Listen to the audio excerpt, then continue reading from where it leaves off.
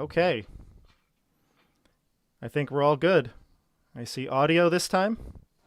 I see our faces. And everyone looks good. Okay. All right, everyone. Welcome to the stream. My name is Bob. This is our first session of the new Icewind Dale Rime of the Frostmaiden Dungeons & Dragons 5th edition module.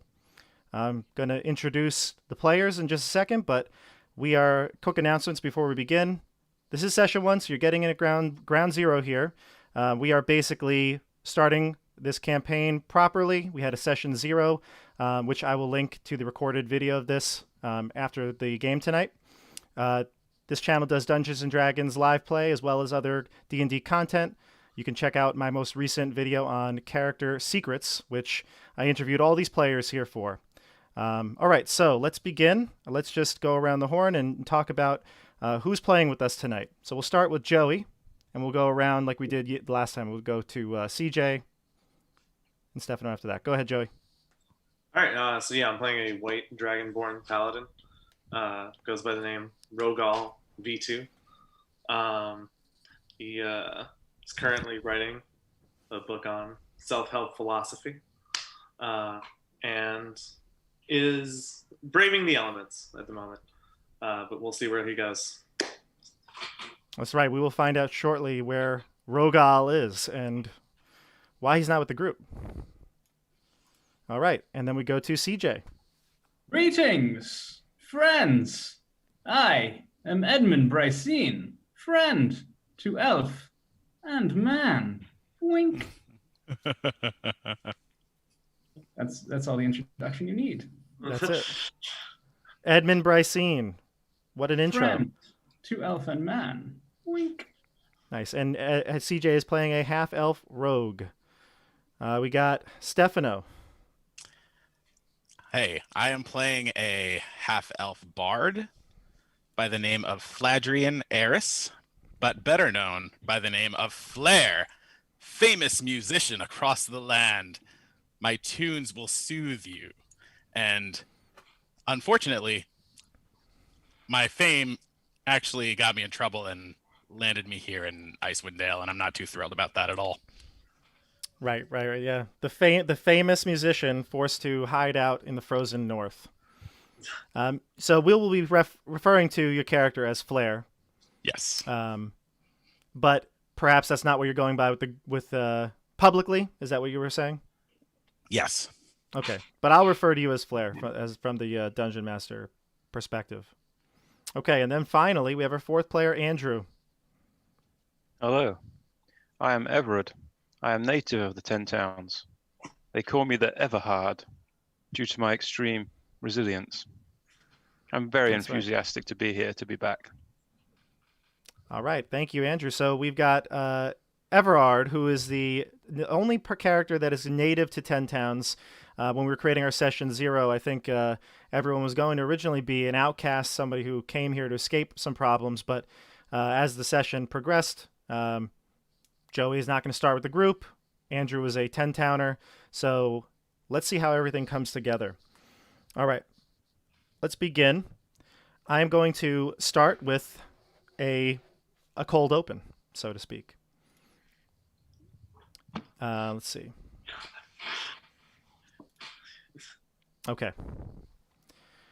So our story is going to begin across the frozen tundra of Icewind Dale. Rogal, the camera pans into you. You've been traveling for over a week now. All of it on foot. 9, 10 days maybe? Hard to tell at this point. The days are all blending together.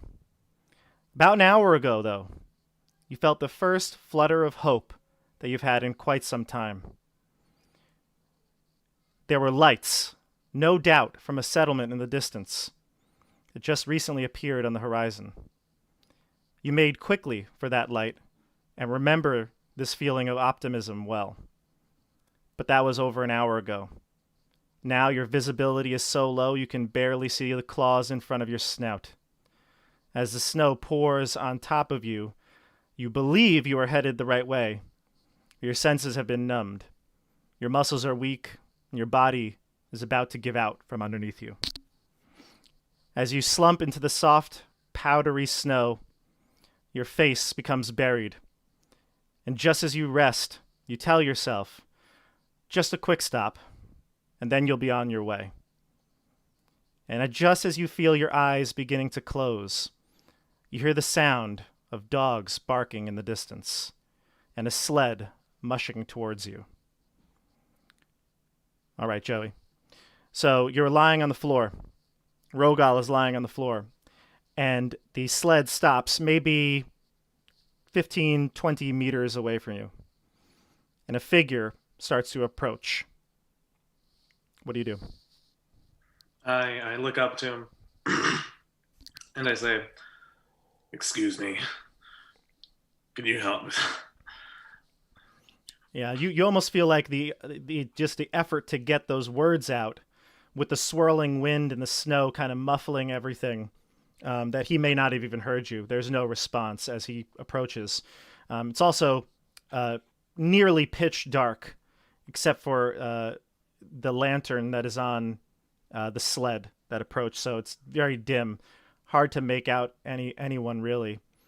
The man comes over to you and grabs you by the shoulders, lifts you up, slings you over his shoulder, and walks with you if you allow him.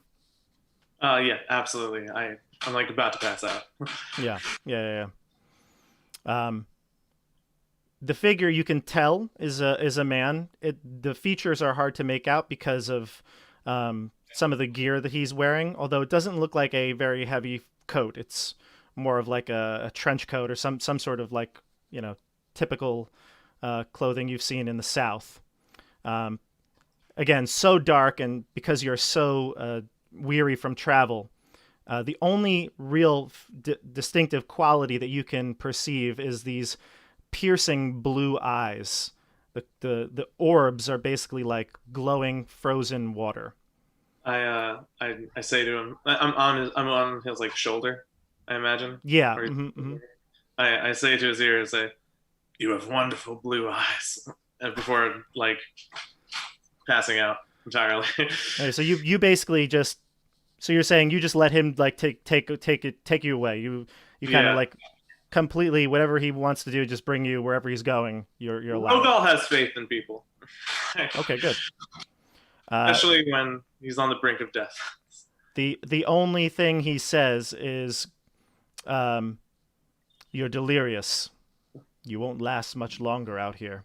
As he brings you to his, kind of drags you now because you let all your weight go, drags you to his sled, and puts you on to the floor of the sled and covers you with a thick fur, and you let sleep overtake you. Okay.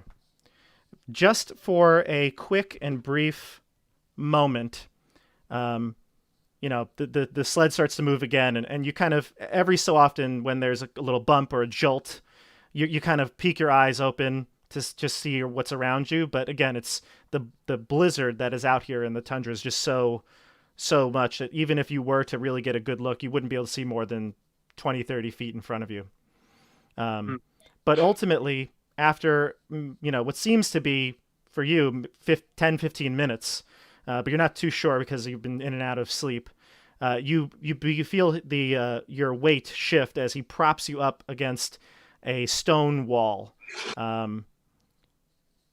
Do you still try to like stay sleeping, or do you want to perceive things around you? Yeah. Can I make a like perception check to check Yeah, out? no need to make a perception check, but just wondering if you're still trying to like sleep, or you want to be awake. Oh, I definitely want to still Okay. like sort of like sleep, but Okay, so but yeah, also that's fine. kind of open my eyes a little bit. When you open your eyes to see what's going on, you see the man that carried you. You're in some sort of like an alleyway, or so, there's structures around you, so you're not in the tundra anymore. He looks like he's putting things in a pack or something, going through a pack, and then he takes the same voice you heard before. The man says, "Here, you'll need these," and he places these warm rocks, almost like they've been heated up around you. Maybe 5 or 6 of them, large stones. Like the size. cling to them. Yeah, it would be hard to hold them in one hand. That's how big they are. He takes a few of them out and starts to place them around you, as well as that thick fur, some sort of animal skin. He drapes over you to keep the heat in. And he says to you as you again close your eyes, "Our sacrifices are great, but necessary in times like these. I know you understand that more than most. Fate would not have allowed you to perish out on the tundra, and your sacrifice here will be rewarded. Now sleep." I pass out on these hot rocks and I'm like cozy Yeah. for like once. Yeah, exactly. So, CJ, Edmund, I should say, Flair, and Everard. Now, you're all new to the Ten Towns, obviously, except for Everard, who's a native. But the three of you started to work down by the docks as you needed some money to pay for room and board at the inn. You're staying at an inn called the Luskin Arms. That's where you've been staying for the past month or so. You haven't really thought about getting a permanent residence here. When you came to Icewind Dale, your caravan, which was supposedly the last known caravan scheduled for Icewind Dale, was attacked by orc raiders in the mountains. Luckily, you were able to fight away enough orcs with Everard's help and get back to the town. Since arriving, you kind of burned through all your cash that you've had, your gold, and so you had to take up a job cleaning, restocking ships for fishermen. And it's getting very challenging for the fishermen to go out because the area of the dock is beginning to freeze over at certain parts of the day. It's almost impossible to leave your ship. So fishing windows are becoming more and more scarce. And so even this job that you've only had for a few weeks, you're finding the hours are becoming a little less regular. You may have to resort to some other form of employment. But you're heading home from the docks, and you're traveling through Targos. I'm going to switch the camera to bring up Targos on the maps in Roll20. But you may talk as you're walking home from the docks. What do you say to each other? I'm finishing up a speech, and I'm saying, my friends, even though we have to face this cold, unrelenting, and horrible weather every single day, I just want to leave you with a quote from one of my most famous songs. If you're going to do it with flair. And with that, the three of us get 4 temporary hit points with my inspiring leader feat. Wow. Wow. After a day at the docks, that must feel great to get those 4. Such inspiring speeches, Fladrian. How do you do it? Such great wordsmithery. I'm impressed every time you open your mouth with such gusto, and every time your words are heard, I am inspired more and more each day. True, the 10 towns have never seen your like. Well, I always think of what life was like before I came here. The I can already tell the Flair and Edmund are going to be a absolutely hilarious duo. Like they're just like you're like his hype man, CJ. He doesn't deserve this praise. Come on. Of course, you, Everard, you saved us, and I am eternally grateful for that. Yes, of course, Everard. You we are thinking a toast to every night as we do. For certain. Always standing in front of me while I help you from the back. It's just wonderful to have you not making sure that I'm not getting attacked because, as we know, I am just the greatest asset of this group. Sure. I feel we were destined to be together. Of course, for certain. So keep growing strong, my friend. Thank you. You'll Truly, get used to the weather. truly, destiny has brought us three together. And we will work very hard in this town. Yes, you will work very hard. Yes, and I'm sure that there's no room for a fourth in this trio. A wonderful trio. The Three Musketeers. The Three Musketeers. Yes, whatever a musketeer is, whatever a musket is. I'm sure if we knew what those were, we would certainly be them. Somehow the word D'Artagnan just appears in my mind. The Fab Three we are. So, I'm going to describe a little bit of Icewind Dale for as well the audience as well as you all. Icewind Dale has become trapped in a perpetual winter. We discussed this in our session 0. Ferocious blizzards make the mountain pass, the spine of the world, the route you came on, more treacherous each passing month. And this land has not felt the warmth of the sun in over 2 years. In fact, the sun no longer appears above the mountains, not even in what should be the height of summer. In this frozen tundra, darkness and bitter cold reign as king and queen. Most Dale residents blame Oriel, the Frostmaiden, the god of winter's wrath. The shimmering aurora that weaves across the sky each night is said to be her doing, a potent spell that keeps the sun at bay. So as you're heading home from the docks, it's the rare moment of light illuminating the streets and the 10 towns. So you're able to see, as you're going through the town. It would probably be closer to like 1, 2 in the afternoon, as the fishermen already come back by earlier in the morning and you're cleaning and restocking. The Dale folk live in a scattering of settlements, the 10 towns. The drop-off in caravans, like I said before, has left people feeling isolated. Traveled to the south settlements through this never-ending winter has left the town weak.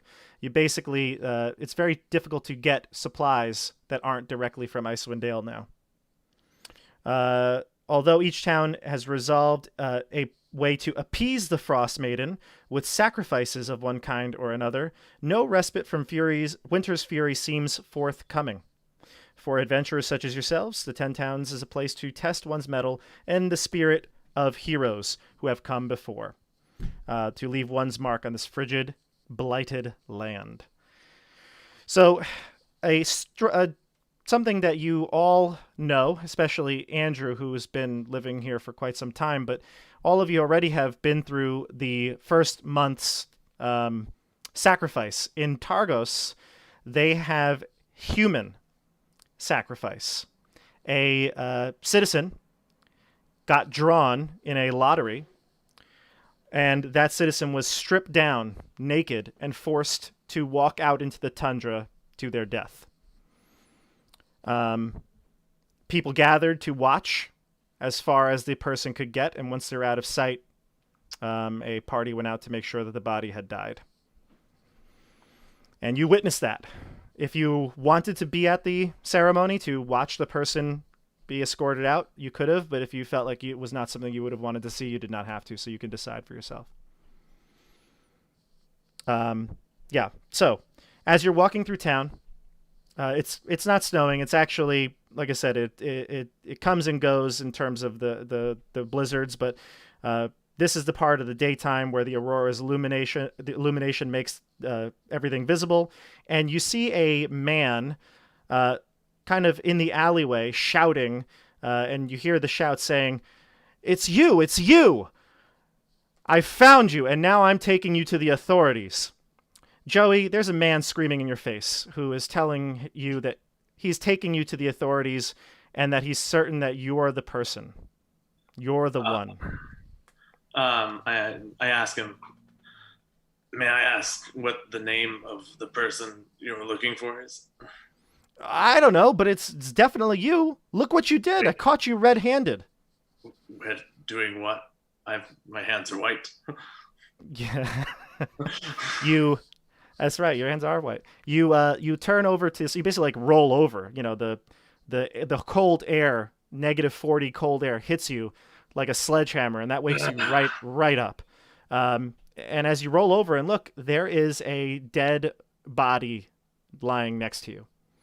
There is in rigor mortis. The body is like, frozen solid, basically. There is the description of the man. It's hard to tell who it is because there's a giant icicle sticking into his eye, going in through his brain, like right into his eye socket. Can I take a perception check or make sure? Is it the same eye as that I saw before? I'll let you give me a no insight check. Give me an insight check, please. Sure. All right, here we go. First roll of the game. There we go. All right. Skills and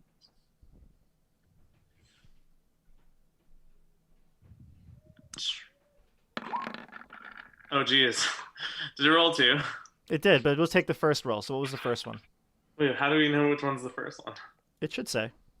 One on the left, I believe. It says a 12. Yeah. Well, You're not taking the 20. Okay, you're not taking the 20. Damn it. So you rolled a 12 in total.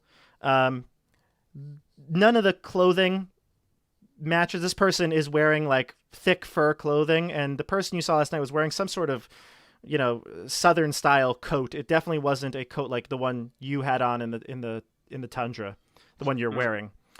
This is full winter gear with a hood up, and you can just see the face, the mouth of this human is kind of wretched in an awful position, is stuck frozen there. And again, this very long, maybe at least 1.5 feet of icicle sticking out of its eye socket. And the man again exclaims, "Look, you're here. Obviously, you killed him." Listen, like, proximity is not causation. Like, these are not necessarily like correlating factors. The man says, "What? What are you speaking? Are you speaking common?" Yes. He says, "Don't you move a muscle." And he takes out like it's not a dagger even, it's like a pocket knife basically. And he says, I'm going to take you in right now. And as you see this man take out a weapon, the three, Everard, Flair, and Edmund, you see this dragonborn on the floor, basically being pointed at. Three men, and I say, like, can one of you assist me in this predicament I found myself in? Yeah, Edmund's gonna kind of saunter up and say, kind of, what seems to be the trouble here? And kind of survey the situation. Now I see a dead body. Yes. My hands are up. Dragonborn and a man with a dagger drawn at the dragon. Yeah, like a knife. It's barely a actual weapon. It might be like a carving knife. It's not really a weapon per se. It's just what he had on him. He is the man says, "Yes, you over there, come. I need assistance. I'm making a citizen's arrest." Ah, yes, of course. We should arrest this miscreant for whatever deeds he's done. Can I stand up, or am I too? Sure, you can stand up, but the guy did tell you to stay where you are. But it's up. You could do whatever you want. I like stand up. Okay, so Joey, describe your physical appearance again. Oh, so I'm about like 6'5". I'm kind of lurching over. I've got like a white hood. I'm a white dragonborn with, sort of an elongated, like snout and face. So the most intimidating creature stands. Gotcha. My axe is on my side. My shield is on my back. I am holding my hands up as I stand up, and I say, like, listen, I swear to you, I did not kill this man, and like if whatever I need to do to prove my innocence, I'm willing to go for it, and do so. I'm gonna put my hand on the gentleman that's got the knife, and I'm gonna say, run to the constabulary. And you can and bring them here. Get the guards. We will watch this miscreant. And the man says, well, okay, fine, I could do that, but shouldn't we just bring him with us? I suppose that's also a thing. Wait, am I under any levels of exhaustion? Yes. What did we say, Joey? You were at so you would be at 3 levels, I believe, correct? Because you just had a long rest. Yeah. All right, so 3 levels. What does that give you again? Your half movement speed, disadvantage on attacks. Yeah. Yeah. Okay. Wait, I have disadvantage on all ability checks right now. Yes. Yeah. Mm-hmm. So I was supposed to roll 2 dice. So Joey, would you like to make a? I know that. Yeah, you should have actually. The perception check would have been. But that's okay. That wasn't that hard. It actually worked, like by accident. Oh, that's true. Yeah, you did. You did roll 2 dice. Yeah. So can you do me a favor then? Can you roll a persuasion check to because you were trying to convince this person it's not you. On the player characters or on the dude? No, not on the no. They're gonna perceive what they believe. But here we go. All right. Persuasion. Here we go. Taking the lower. All right, 13. That's pretty good, actually. That's pretty good. The one on the left is the 16. The lower one, yeah. So the man says, "Well, if you didn't kill him, oh yeah, then what happened to him? He's got an icicle through his eye." I passed out. Listen. I was in the tundra for like 2 weeks. My ship had like crashed in ice. I just got back. I'm trying to look as like remorseful and like timid as possible. He'll, with the safety of the numbers that he has, and now thinking about it, you are a very big creature, and have obvious proficiency with weapons. Why would you use a icicle? And so he puts his dagger away and says, "I guess so." Think but of that. That's actually a very good point. Yeah, he says, "I guess you wouldn't have killed him with an icicle. You have that big axe there." He says, "Well, who did kill him?" Can I make a check? This is in an alleyway. Yes. Mm-hmm. Can I make a perception check and check the roof lines for any missing icicles that may have? Yeah. And sure. kill this by accident. Sure. Okay. Let's see.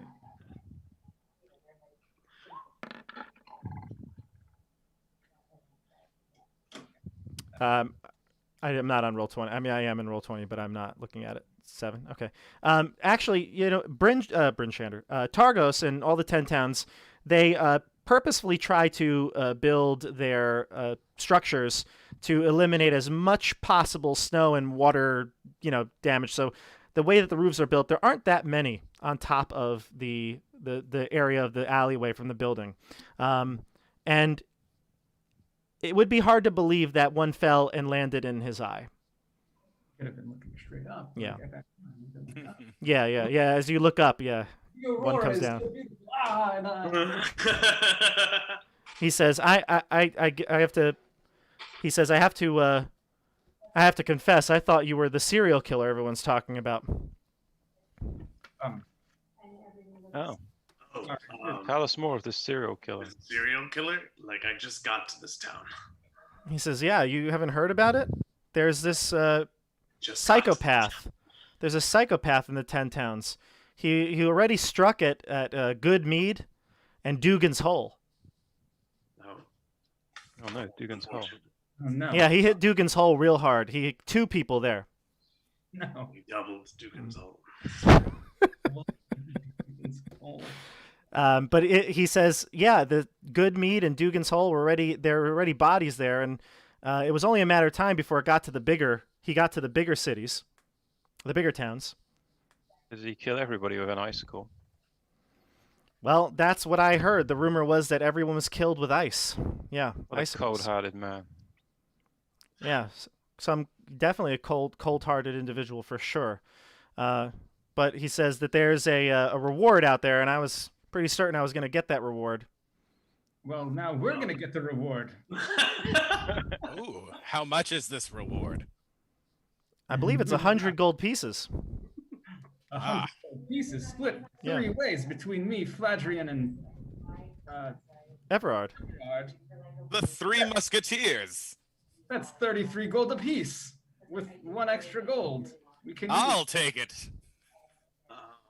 we can Well, also split it into silvers. good luck, guys. And I wave and I start walking off. Where am I? Where do you think you're going? You're our ticket. You're our meal ticket. Oh, what? Fladrian, grab it. I thought we solved the murder. Grab that very large dragon man. Yeah. I don't resist. Oh, okay. I put my hand on his shoulder. Friend, come back and join us. It seems Edmund has a plan for you. Again, I turn to the gentleman. I say, please go, run and get the constablatory. We can't leave this murder scene while it is like this. We should have the guard come and arrest this man properly. I thought we said we were pretty sure he wasn't the murderer, though. I'm confused. Am I not on the same page as everyone else here? This, Are you trying to persuade him, CJ? Are you trying to deceive him? I'm trying to get him away. Yeah. Give me a deception check. Deception. 24. 24. Ooh. He says, "All right. I mean, you guys look like you're capable adventurers, so I'm gonna go get the constable. But do you want to meet? You want him to come here to examine the body? Yes, someone should Yeah. examine the murder victim and take a statement from all of the witnesses. That's a good idea." He says, "All right. I'll be right back. Yeah." Everybody's on such high alert these past few days on edge these past few days because of the sacrifice. This is just going to be another thing to swirl around the town. Rumors swirl around the town. So it's good to get the authorities involved. I'll be right back. And he runs carefully to avoid the patches of ice on the ground and scampers off into the distance. I want to have a closer look at this dead body as soon as he's gone. Sure, give me a medicine check. Um,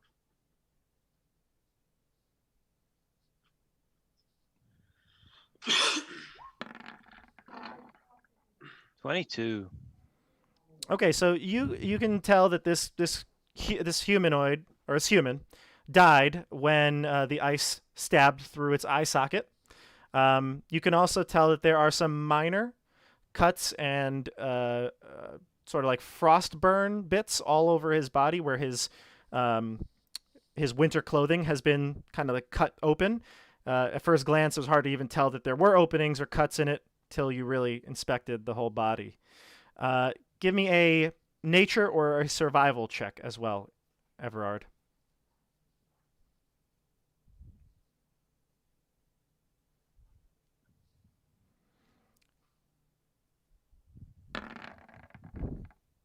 $24. All right. So the last thing, are you just rolling 2 dice? It's just like auto rolling 2 dice for taking the first Yeah, I one? just Is that what it is? Okay. Pick the left every time. Gotcha. So the last thing you look at is the ice going into his eye because that was kind of obvious. So after you check his superficial wounds, you take a look at the icicle, and you've been out in Icewind Dale on the frontier basically for a long time. You have a lot of skill and expertise in this, and this does not look like an icicle. In fact, now that you're really looking at it, it almost looks like it was carved out of ice, almost like an ice sculpture, like a jagged sword. It was sculpted from ice.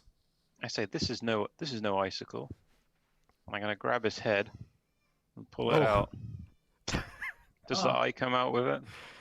A lot of stuff probably comes out with it, but since it is ice, as soon as you give it a little more force, it kind of does shatter halfway into the skull, and some of his frozen eyeball is attached to it, and you have this basically a shard of an ice sword in your hand. It is completely ice, though. It's not metal. There's that you can tell of anything other property than that it is a piece of ice. So I hold it close to Flare, and I say, "What do you make of this, Flare?"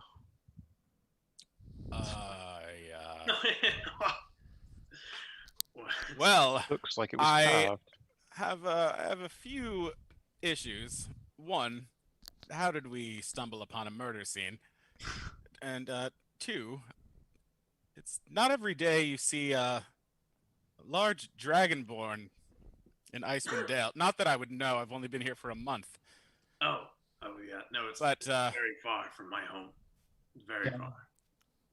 I would like. My name's Rogal. I haven't introduced myself yet. Yes, who are you? Apologies for the awkwardness on that. What are you doing in Iceland Dale, Rogal? Well, I was aboard a ship, hired as muscle to help out, and we got trapped in ice. And To be specific, the Sea of Moving Ice, which Andrew you'd be aware of, is to the northwest of the 10 towns. And my ship, everyone else died from the cold. I was the only one that made it to any sort of town. and how did you end up face down in the middle of a murder? Oh, well, I was just wandering here, and then I passed out in the snow, and then I woke up here. So your guess is as good as mine. You remember anything before you woke up? Was there anything else between the ship and here that you might remember? Oh, lots and lots of snow. Anything? Anyone? I have no idea. I mean, there was someone who picked me up and dragged me here. But I don't see him anywhere. Any descriptions of what they might look like? They have blue eyes. Fantastic. And a lot of people have blue eyes in the 10 towns. It's kind of a blue eyes kind of a place. I Well, have it is. blue eyes. Were there anything more impressive about these eyes? They were beautiful. Ah, They reminded me of my sisters. Were they more beautiful than my eyes? piercing blue eyes. I don't remember his eyes as well, but your eyes are also beautiful. Ah, thank you. Behind your sunglasses. So you hear footsteps approaching, one shuffling of feet, and another set is walking at a more steady pace. And you hear the same villager who says, "Yes, right here. Come this way." And if you peeked out the alleyway, you see two individuals. One is a member of the town militia with a looks like they're carrying some sort of weapon, but it's sheathed at their side. It's hard to make out what it is, but they're almost walking there, and they're free, covering in winter clothes, and they're making the.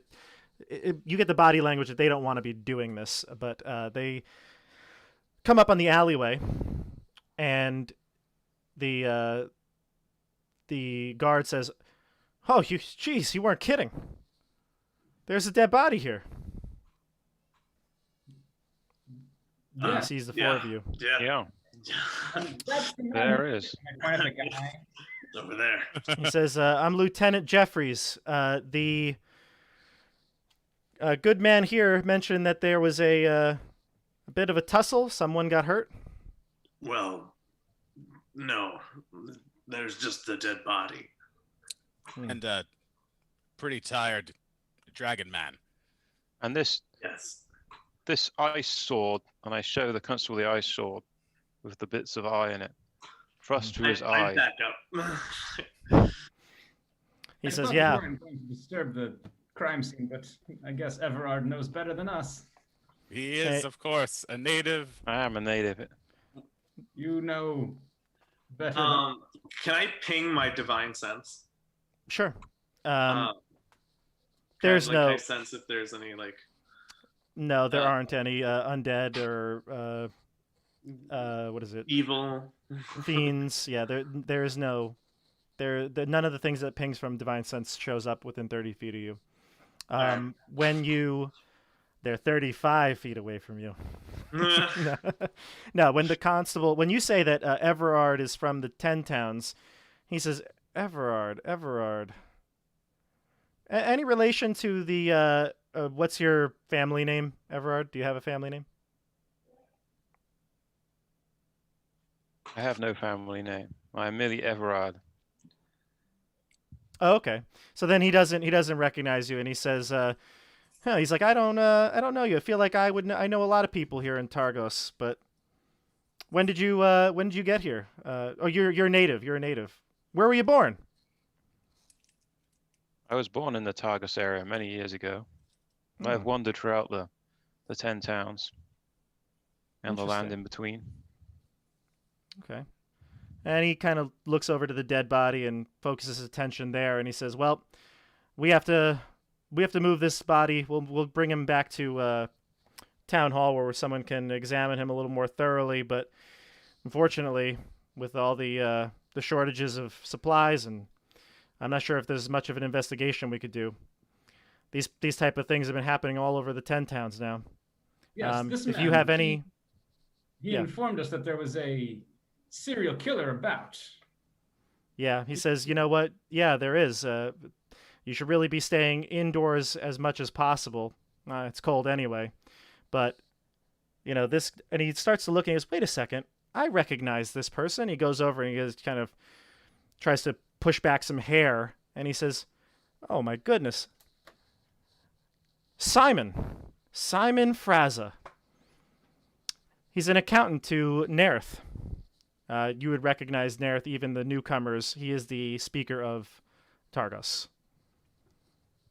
So he's their mayor, basically. So he said this is his accountant. Can you spell that Nair? Nerth is spelled Naerth. I believe so. Almost certain. Naerth. And this man, he's claiming his name is Simon Fraza, who is his accountant. An accountant to Nerth.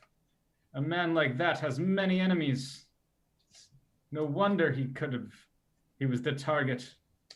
We'll have to definitely inform Nerth when he returns from his trip to Bryn Shander. Lieutenant, do you know anything else about this serial killer? We wouldn't want to run into him. Or no, her. You wouldn't. The rumor from Goodmead was that he kills his enemies with an icicle, and it seems like it's just random people, like alleyway muggings like this. Well, this person was killed with an icicle. Perhaps we could assist in the investigation. Yeah, the bounty is open, so if you feel like up to it, then yes, with certainty the towns would appreciate it. There's no this is not the time for this sort of behavior. Really, there is never a good time, but there is. Say it again. It would beat a day's work at the docks, that's for sure. Isn't that right, Fladrian? Absolutely. Everard is ever ready for adventures. Okay. I'm says, hungry. you could actually food. You're probably very hungry, Joey. Yeah. I was Constable trying to be polite before, but I gotta admit, I'm really hungry. Constable, there will be food at the inn. We will take you with us. You can join us now. We could be a Fab Four. Perhaps it is destiny. Perhaps. He is to join us. He is an outsider too. That I am. The 10 towns has brought us all together for some purpose. Hooray.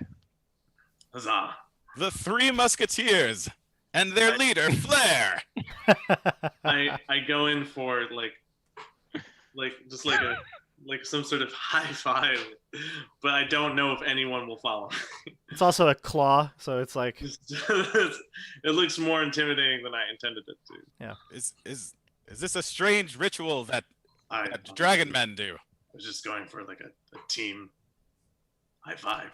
The Lieutenant Jeffries says that there is one thing you could do possibly to help me. It's a minor thing, and I just don't have the heart for it right now.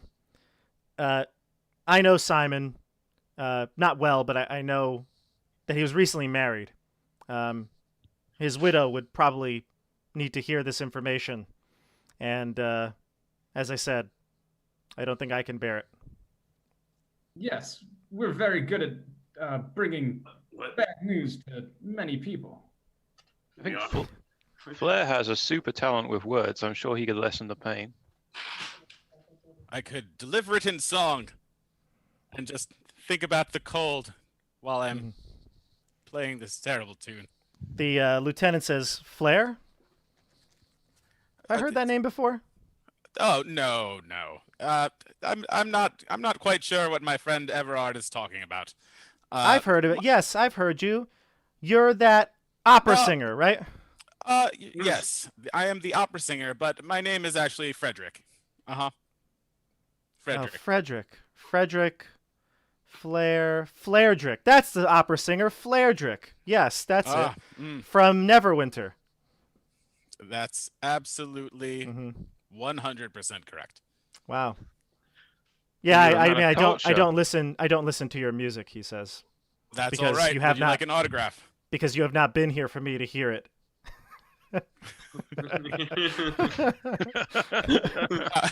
However, it is quite incredible that my song has reached your ears, even Your name, not yeah. in person. Your that name you has just reached, heard yeah. of me. I All right, appreciate it. so he says, all right, well, thank you for bringing this to our attention, and we'll make sure that the militia does the best that we can. And remember, Lieutenant Jeffries, Edmund Brycene, friend to elf and man, wink, is on the case. He looks confused and puzzled as to why you said the word wink, and says, that's, yep, okay. We'll have a great day. And he starts to, like, cover the body with furs and things like that and starting to prepare it for transport. Continue doing the good work. So Bye. he Where- informs you where where is- Simon's house is, so that you could go there if you'd like, but if you'd like to detour or go somewhere else, you can let me know. The map of Targos is there. I don't know what you can see in terms of, like, positions on the board. Is that all DM level? I forget. Yeah, I mean, Okay, yeah. So then it's on my end here. The town hall where he's going to bring the body is located here. You're probably coming from the docks over on the west side, so this is somewhere around here is where you saw the killing, in one of these kind of areas over here, which is where the neighborhood of your inn. So you're in the general vicinity of where your inn is. There are a couple of other places of note that you've been to. The most popular tavern in town is the Three Flags Sailing. It's right here. And Triglio, which is the kind of like the general store, the haberdashery of sorts. Right here. Those are the most popular places and places that you're very aware of, but there's other places if you ask, and you could probably find, things like that. But those are the places you've kind of gotten familiar with in the last month.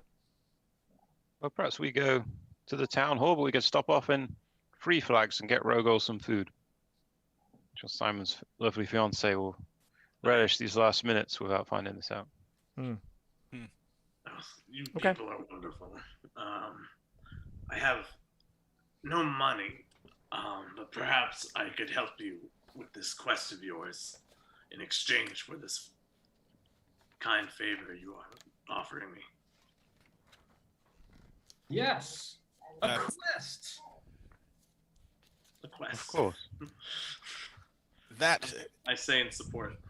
That sounds wonderful, to have a very large, strong creature assisting us in this quest and I like. wanting no money in return for it. That is quite generous. Just some food. As long as you feed me, I don't really care. I like huddle over to my hunch over and grab my chest as much as I can through my armor. My body feels like it's rotting away. You are quite skinny. Yeah, you are thin. Yeah. The several weeks in the Arctic will do that. For someone as strong as you look, your constitution seems to be failing you. It It certainly is. In fact, if you would have to scale it on a 1 to 20 basis, some might say it's around an 8. That is Well, unusually let's low. get you fed up. Yeah. Yes. So what I'm hearing is you want to go to the Three Flags. Yeah, we want to go there. I have no money, so I feel like it would be rude of me to impose any particular level of service. Well, we are on our way anyway, and you can join us Mm-hmm. after a On our long quest. trip to the docks. It's good to Yeah. get a meal. Thank you, friends. Okay. So it's again about 1 o'clock in the afternoon. You know that in about an hour it will be dark, so you should make your way quickly if you're going to try to get all of these things done. Although you could continue to work in the dark, many people do. The streets are generally empty, even though it's like midday, because it's so cold all the time, and unless there are people that have to be out, nobody really goes out. So you head to the Three Flags sailing. Fishers come here after a long day, so they're already here. In fact, the place is pretty busy for any sort of 10 towns, establishment. They're all relatively low population, so there may be 20 to 25 people in here at the moment, which is a busy day. The Three Flags is the atmosphere inside the area is much more subdued than a typical tavern in the southern lands, where there might be song and dance or merrymaking. Most people are here just to eat and then leave. The owner of the inn is a woman named Ma to most people. She is known for her famous fish stew, and most people come here for that before they head home for bed, basically. So let's go. You enter into the tavern, and the warm air you feel from the hearth is a relief from the cold. You're seated at a table, and you can pay for Joey's food. Most things here are cheap. The meal would cost something like a silver piece, a bowl of stew. This air warms my bladder. I must go to the restroom. So Everard goes and takes a break. Anyone else? Anything you want to do in this huddle tavern? over my soup and I just go into it Yeah. with my giant fucking face. Is It's really there, awkward. People are staring. Yeah, is there exactly. a more expensive option for the food? Some of it is just dripping out of my lipless mouth. There are variations of knucklehead trout recipes. There's like a fillet. There's stew. There would be all sorts of different spices and seasonings on some of them. Some are more varied, but I'd say the average is about a silver piece. So it's not too fancy. Would you like the most expensive meal? Is that what you want? Yeah, I'll just take 2 silver off because I always eat in luxury. There you go. That's fine. Yeah, I'd say double the price would be the most expensive meal. Then sure, you take one of the fancy knucklehead trout dishes. I'll drop 2 silver, but 1 for me and 1 for Rogal here, since he has money. Gotcha. Yeah. So So while you're feasting, Rysine, friend to elf, man, and dragonborn. there you go. That's not as catchy of a phrase, but No, it is not. it is true. It is true. You are a friend to the Dragonborn. As you're there, again, it's quiet, it's subdued.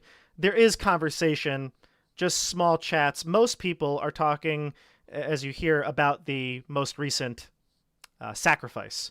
And you hear one group of men, fishermen at a table, saying that they don't understand why Targos has to partake in such a vile sacrifice. Other towns, like Bryn Shander, who have a very similar population, they're just sacrificing warmth or food. In the month that I've been here, how many sacrifices have there been? Just the one. Okay. Just the one. And it But was it's been- today? But it's been going on for the last year or so. No, it was a few days ago. But it's still fresh on everybody's mind. Everard, could you remind me how often this sacrifice takes place? Well, these are strange times, Flair. These are times of the light we've not seen. We have harsh winters, but we have delightful summers. But no summers have been here for two years now, so it's strange times. I cannot tell you. There's no precedent. CJ, what's your passive perception? It was high, right? Oh no, you don't have a high passive perception. No, it's 10. 10. No. Never mind. Somebody roll me a d10. I got it. Okay. 7. Yeah, you hear a rumor. You haven't heard anybody talk about the serial killer incident that you just, because obviously that wouldn't have been relayed to people yet. But you do hear another rumor that in Goodmead, which was one of the towns the serial killer was at, the town speaker was recently killed by a 9-foot-tall giant. The rumor has it that the giant stole a shipment of honeymead, without which a handful of taverns in 10 towns might go dry. So Goodmead is in a little bit of a pickle here. They've had some issues. Good mead is bad mead. So Joey, after you finish your meal, you feel completely warmed again, ready to go out. I can't take a level of exhaustion off. You do need another full rest for another level, but you just your outlook is different now. You feel like you are perhaps finally safe. Feels like my movement speed has doubled, almost. Almost. Still at a half.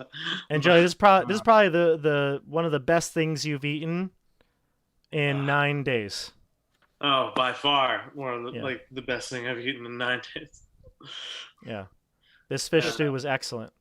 Well, Yeah. you certainly haven't eaten much lately. No, I haven't. The I look awkward at my they're meal. discussing the people that are talking about the sacrifice. Are they like approachable? Like I kind of want to know more about the sacrifice that's been going on for the past year. Give me an I'd insight like check. to try and ask them like, how the people are chosen, if they're like known people, if it's been like, if they feel like the poor people have been more often chosen than say like if there's a disparity. That's the word I was looking for. A disparity between the wealthy and the poor as to who's being chosen to be sacrificed. Sure, give me an insight check. Okay.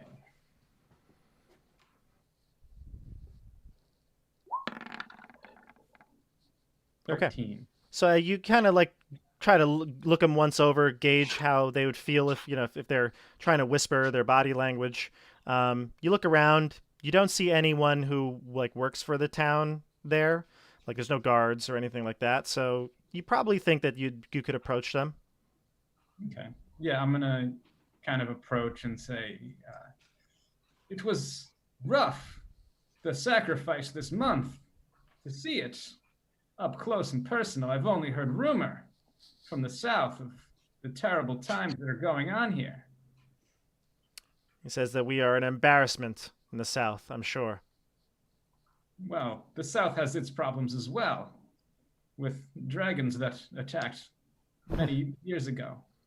But up here, it is equally as rough. The fishermen nod in agreement, and they say, yes, it's a shame what happened to that poor boy. Barely 18. The poor boy was the most recent sacrifice, you say? Yep. Yes, he was. Why not the older man? Yeah. Now, Why young? any adult is possible to be drawn, but we all know that that's not happening.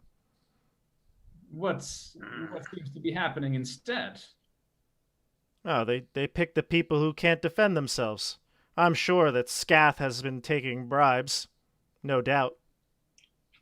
And who is Scath?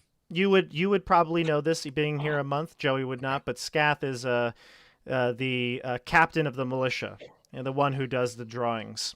He people's names are drawn from a list, and he announces the drawings that are done to their opinion in secret.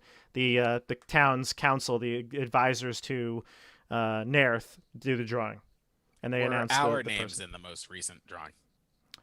They were. Yeah, they were. Yes, they were. So anyone? Anyone that is that has been. Oh no, I'm sorry. You don't have permanent residence yet, right?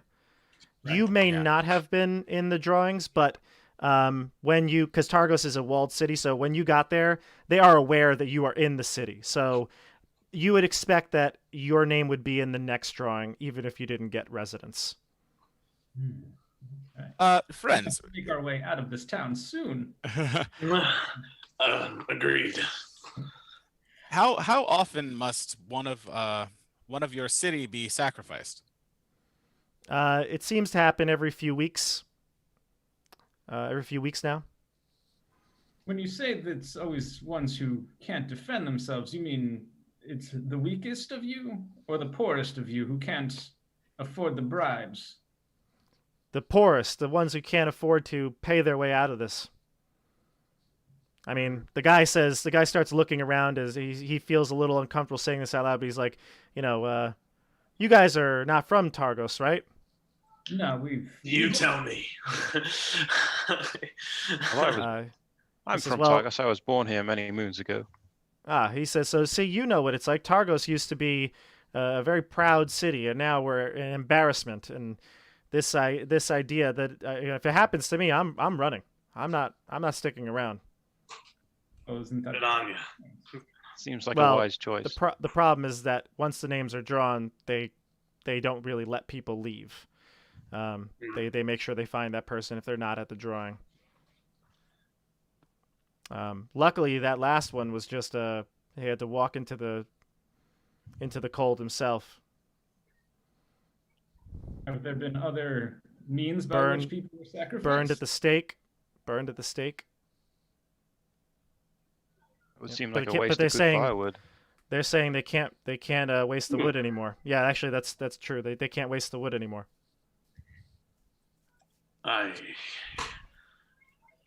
Well, Joey's like, "Why? Where am I? Where the hell am I?" this is a sad, sad town. I've wound up here through my misfortunes, but I'm ready to help out however we can. At that moment, the door to the inn slams open. A tiefling wearing plate armor enters, and he has a small little retinue of militia with him, and they are laughing and jovial. And they sit down at a table in the corner and call over to Ma to bring the stew, Ma, and keep it coming. As they laugh and sit down. I'm gonna kind of lean over to my new friends and go, "Who's that?" Scath. Uh-huh. We should not be talking about this now, he says. The fisherman says. Yes, well, I thank you for your time, friend. It's been a He pleasure. nods and just like again, nose down, back to his stew, doesn't look over to the corner of the room.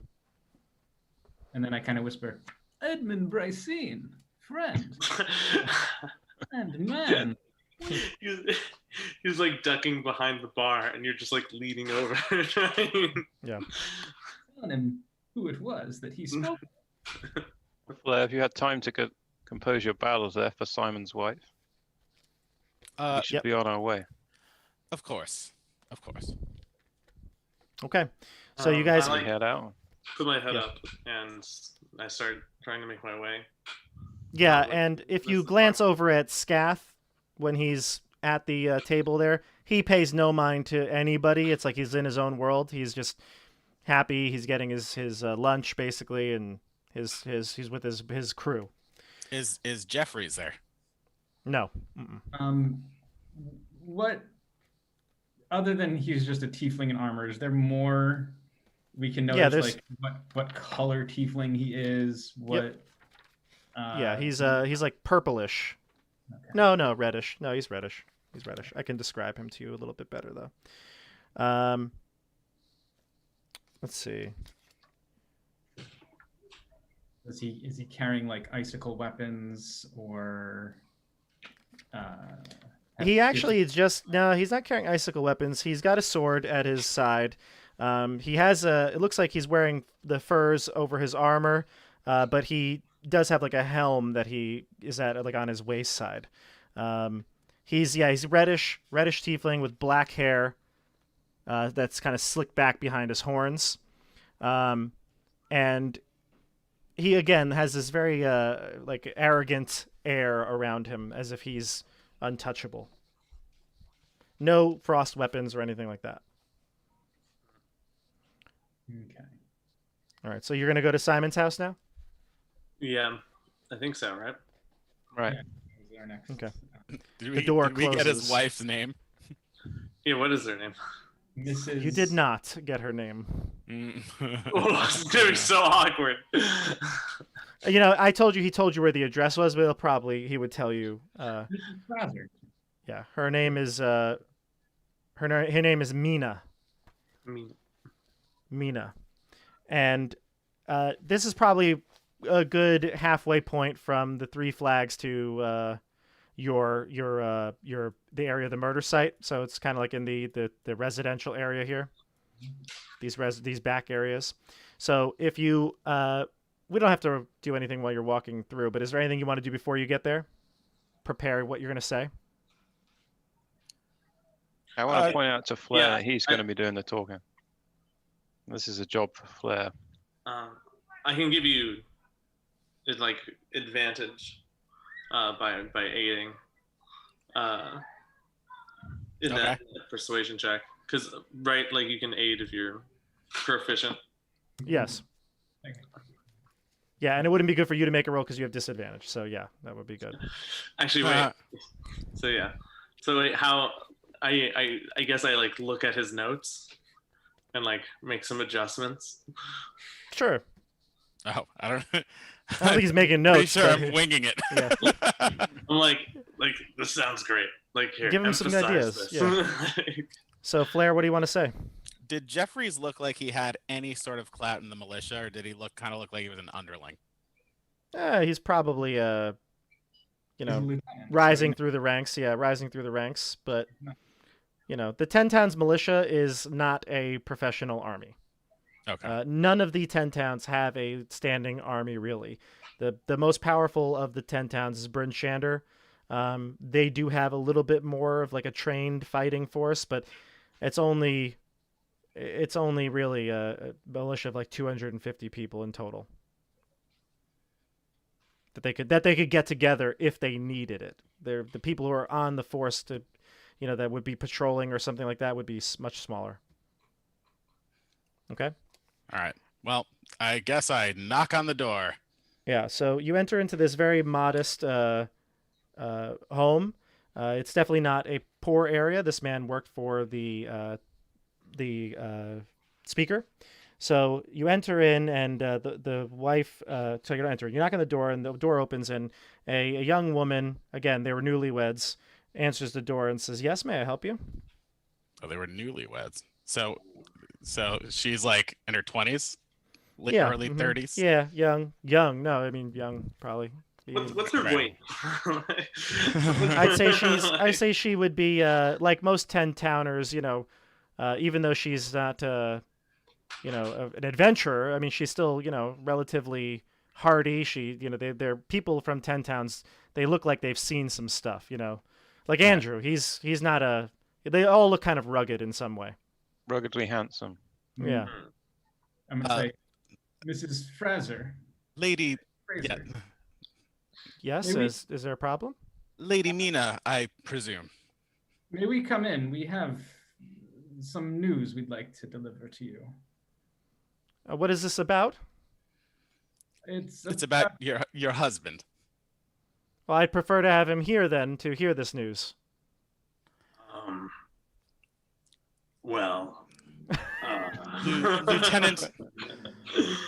Lieutenant Jeffries has brought us here to deliver some sad news. It's It about your seems- husband.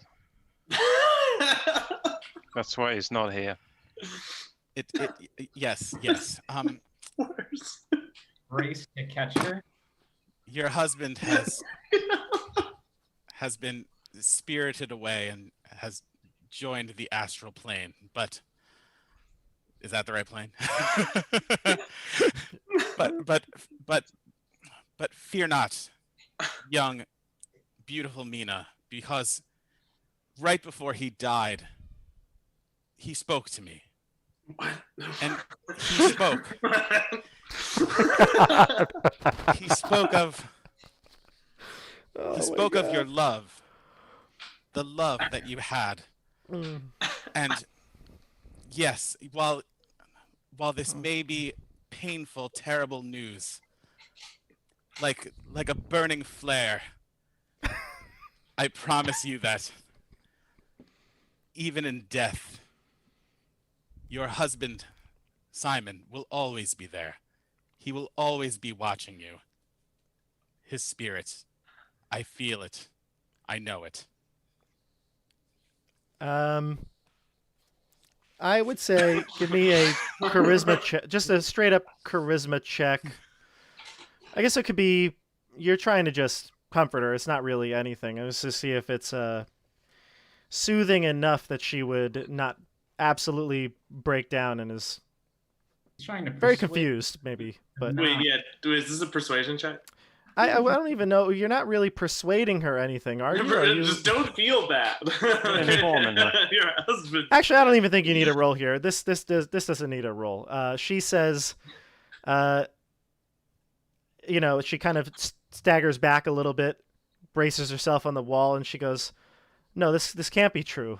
He's gone? I'm afraid so. How? When?"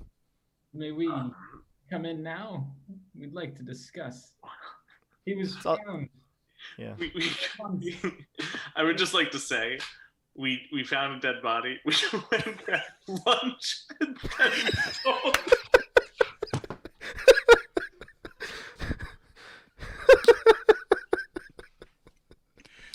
That's true. This is so fucked up. You did. Sorry. So she's gonna say, "When did this happen?" And you're gonna say, "Oh, about an hour ago we found him." Where have you been? Just 5 minutes ago. We came as soon as we could. I just wanted to deliver his last words and find out about the true love that he spoke of. Oh God. We rushed as soon as we could. It's no business for an empty stomach. So okay, let's get back into character here for a second. He wanted me Can't to believe it. personally deliver it. I didn't think about this, but you got lunch. Oh. Okay. All right, I'm okay. So cavalier. I'm all right. Okay. Oh man. Did not think about that actually. Even I was just like, okay, you need to get food, so let's get food. All right. So Mina says, when and how? How did this happen? We don't know exactly, but very recently his body was found in an alleyway Yeah. He was by the docks. defending himself against a most foul villain, defending the city, defending you. That's a And she- deception check. Yeah, you can make a deception. Make a deception check here. Actually, this would probably be a lie. You don't know that, and Although he is it is work for the town, so I mean, I guess that's not totally a lie, but you don't know what happened to him. Of course I don't. It seems like he died quickly, in little pain. The icicle thrust through his eye into his brain would have And Oh, she's ended heck like his yeah. tearing. struggles quickly. So Nice. she's tearing up, and she goes, There, my "What? friend. What? Icicle?" He's Well, it was more of a carved Everard, ice Everard, sculpture. please. Sorry, I take her hands. Mina, your husband died a hero. This is the worst possible way to tell someone their husband died. At every step, we failed this task. Well, this is what happens when Flair wings it. Okay, so I'm going to lean over to Edmund and say, "I'd like to Oh. go now, please." I also back up. Actually, wait. I summoned the courage to ask her. I mean, do you know of anyone who would want him murdered? I say somewhat sternly. No, he was well liked by all, and it's. I guess it doesn't matter now, but you know, he worked at the town. He worked for Targos. He had a contact at town hall, Scath. We paid him to get out of the lottery. Forgive me for being so dishonest, but we just wanted to be safe. And now just days later, he's dead. This doesn't make sense. I'm really sorry for your loss. We will find out who did this. She says, "You will?" Yes. Is there anyone who can be with you at this time? I will stay. Don't know if that's well advised. Oh, that's Flair. good. Well, that's Flair, good. No. we need your excellent leadership to guide us through this quest. Of course. She course. says that she has a family in Targos, and Simon's family is they live in Bryn Shander, so she'll contact them and stay with them for the next few days at the very least. Excellent. Okay. Yeah. So Town hall and speak with Scaff if we can. Agreed. When we find out who did this, we We will will be take- sure to punish him. We will make them pay dearly. yeah. So Well, you know the that law- you the law. you would know that Scath is he was at the obviously where you just were eating, but normally at the evening time, he takes up a lot of his time at the inn that you're actually at. Most of the high up officials, including Nerth, have a permanent residence at the inn of the Luskin. The one that we're staying at? Yes, the name is escaping me, but the Luskin Arms. The Luskin Arms. Yep.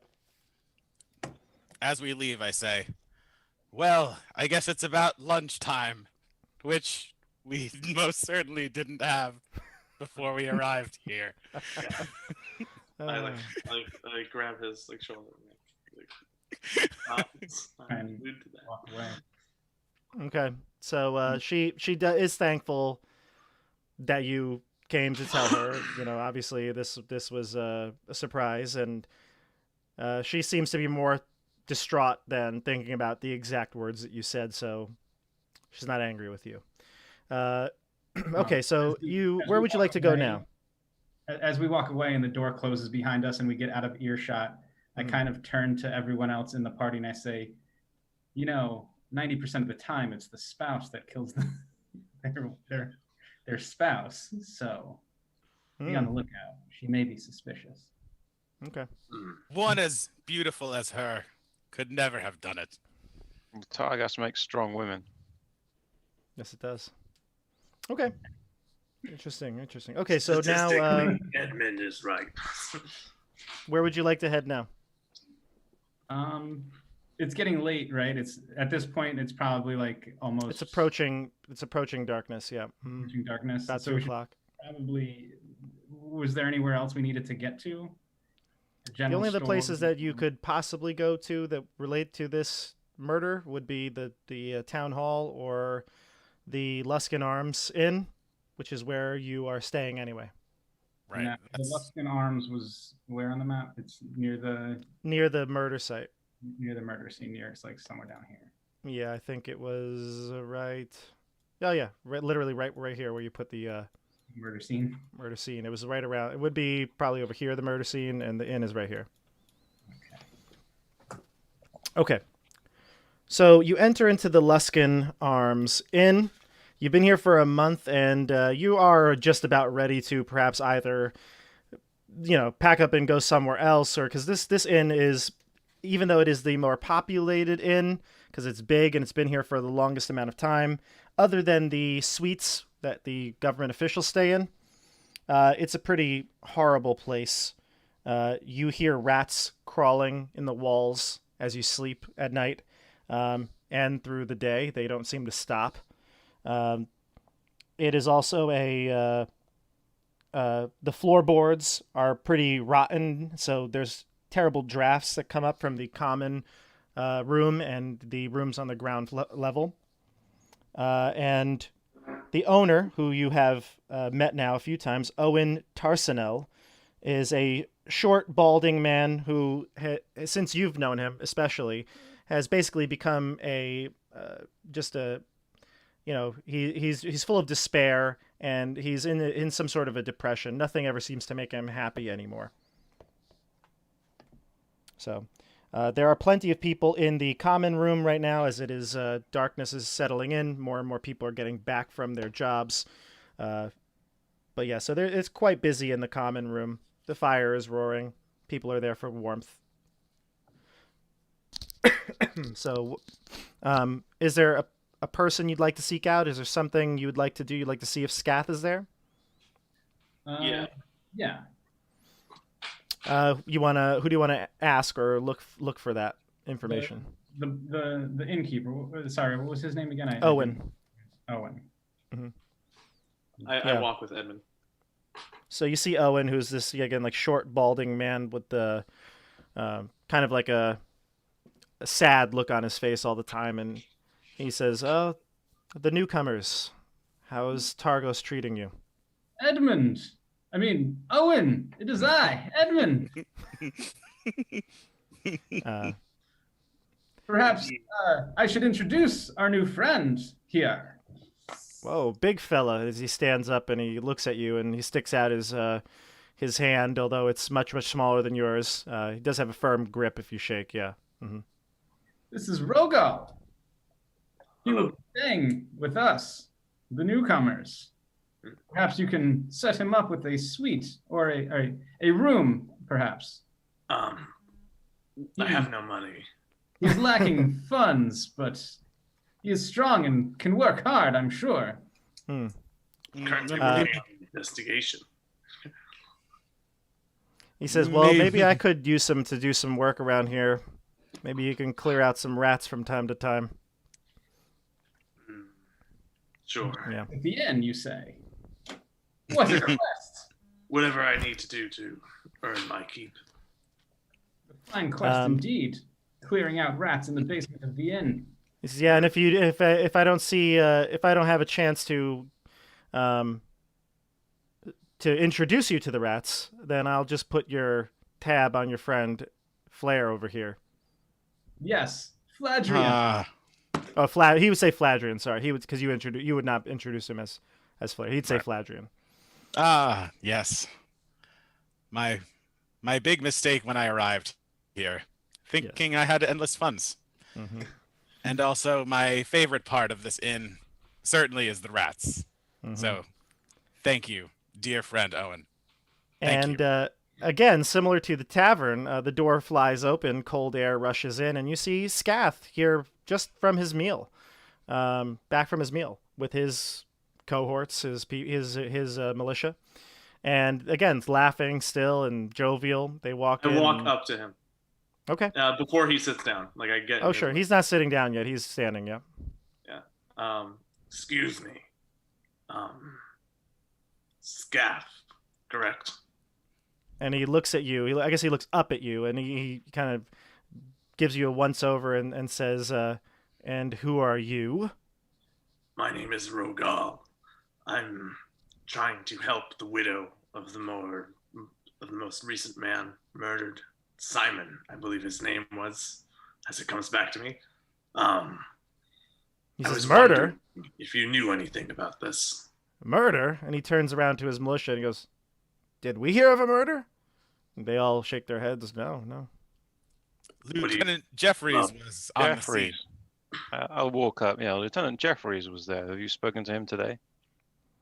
Not in some time, but I've been taking a extended lunch break. Well, someone died. Yes, well, I'm sure Jeffries has it under control. Now, if you'll excuse We're me. helping with the investigation. If you could offer any assistance in that. Looks like it could be the psychopath stalking the 10 towns. Ice sculpture was the Bounty weapon of hunters looking death. for gold, I see. No. Just looking to help. Adventurers. Bounty hunters? Where? Justice. Of course, there is a bounty that is available Yes. for those says, willing to help.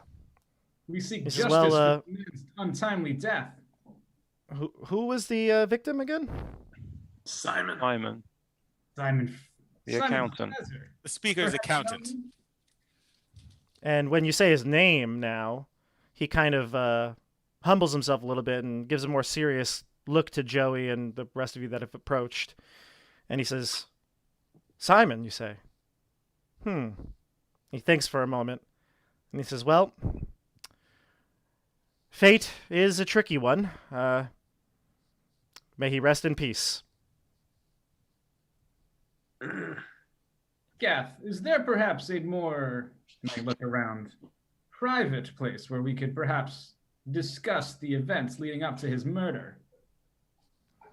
Yes, that would be appropriate. And he kind of like says it in a way that doesn't want to give away too much of his reaction, and says to his men to like go, and dismisses them. He says, "Let's talk in Nerth's chamber." So you head into a chamber upstairs. It's a room that is really cold because the fireplace has not been going. So as soon as the door opens, it's pretty dark, and you wouldn't expect it to be that warm, except there is also almost like a really biting frost to the air in this room, colder than what you would expect for an indoor location, almost as if the wind is whipping right through, cutting through, especially Joey, because your constitution has been so reduced. You're really not feeling well because of the cold here, and is completely dark in the room with only some small illumination from the hallway. All right, so he steps in and he turns on a lantern. He's trying to turn on a lantern light a lantern that is hanging in the room, and he says, "We'll have to make the fire. It's freezing in here." And he offers you to come in and help. So yeah, we come in. Yeah. I'll kind of look at Fladrian, and then kind of look at the bonfire, and then look at Fladrian, and then look at the bonfire or the fireplace, and be like, Yeah. Is it the thing with the magic? Can you do that thing? Can you, Not actually my expertise. yeah. couple of things to note with the people with dark vision in here. So the two half elves, you can see that there is I also have dark vision. Oh wait, no, I don't. I'm a You dragonborn. don't. Yeah, you don't. Yeah. Oh, I don't. No, it's actually, I was telling this before to Stefano. I think it's good that some people don't have dark vision. It makes it more interesting. You have to think about light, you know. God, I'm So- not the only one. Yeah, exactly. So CJ Otherwise, I'm like and the one with a torch all the time. that's right. You're gonna have to carry a torch, yeah. Mhm. Yeah. We'll have to carry torches. Or a lantern or something, yeah. So the two half elves can scour the room and look around, and you see that there are windows on the two sides to this corner room. There is a fireplace in the center on the edge of the outer wall that leads to the road that would be on the road side. And there's a lot of different things in here. There's mostly plates and cups that look like they have been, not collected for quite some time, maybe days. It looks like when that Scath uses this room from time to time. He seems pretty familiar with it. You also see a cage, some sort of animal cage, but it's empty and the lid is popped open. You do see some small, like cage droppings and things like that within the dwelling. Rats. And what's your passive perceptions, both of you? 10. The two half elves, 10, Mine's 13. 13. Let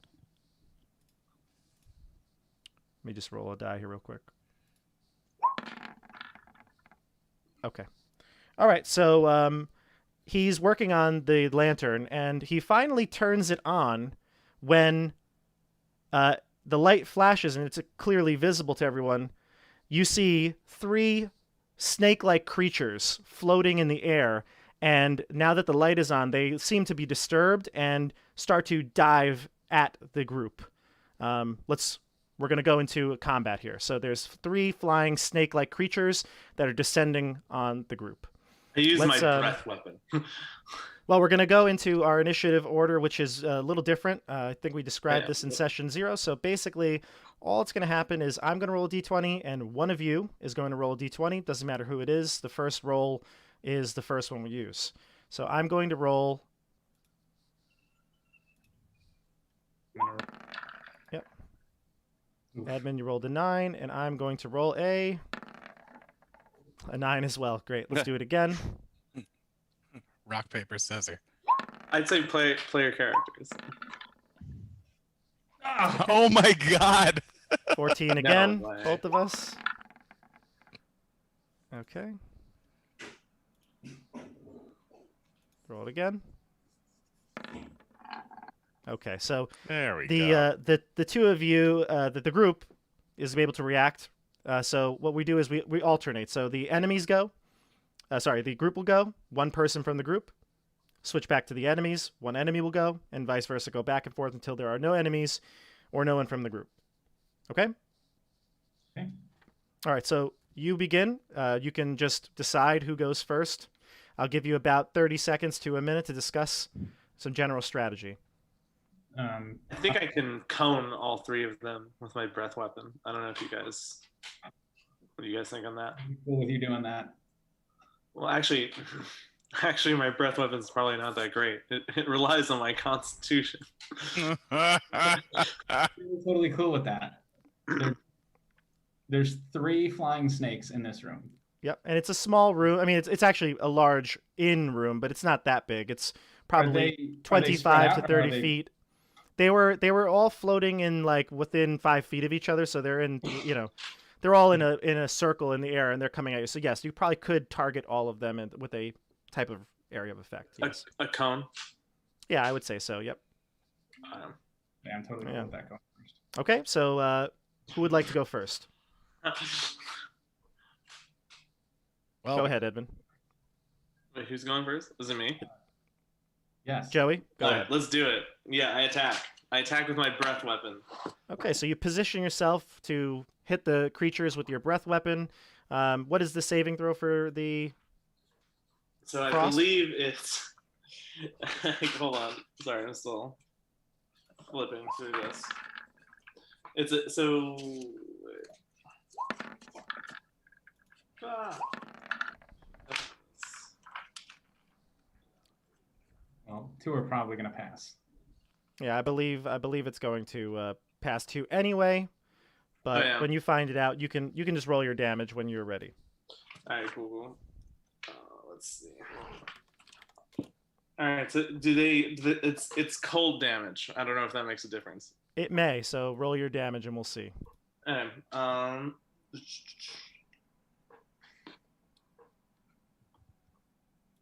Yeah, so 2d6 damage. Mm-hmm.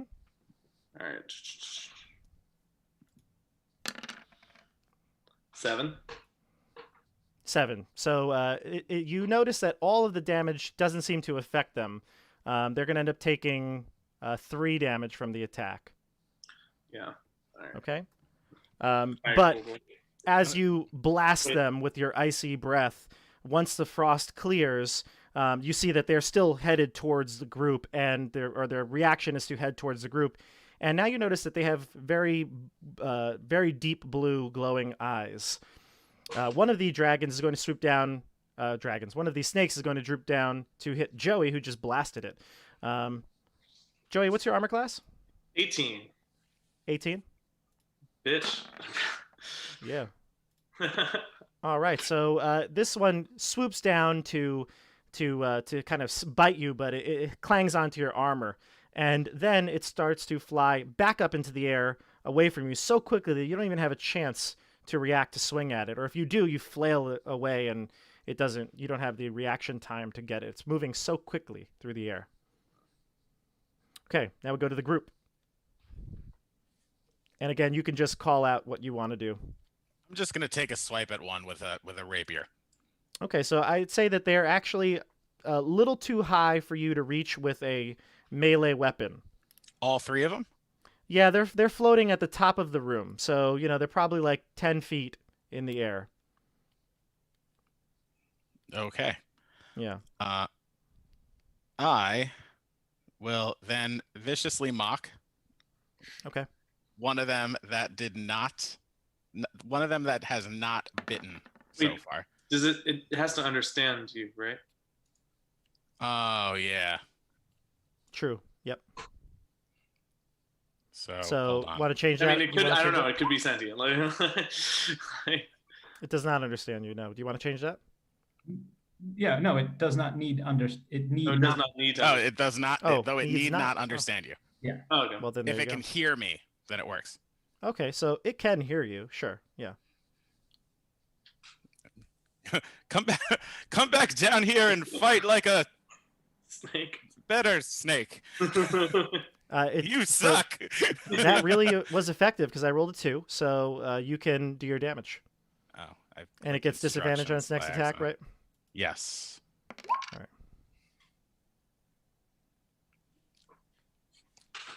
Okay, So 2 damage. psychic damage. Okay. It's going to actually kill that one, so that one flops to the ground. So one of the 2 that did not attack yet is eliminated from the situation. The final one to act then swoops down as well, and this time it's going to go after Edmund. No, sorry, Stefano. It'll go after you because you just attacked its friend. So Flare is going to take an attack from the snake. It's going to bite you. And it looks like it's going to hit true. Yep. I assume your armor is less than that. It's going to be much higher than a 20. So you take 1 point of piercing damage. All right. And And you take 6 poison damage. Ooh. good thing I have those temporary hit points. Mm.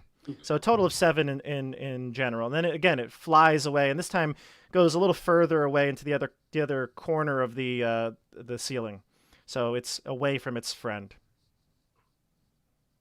Next, Everhard or Edmund?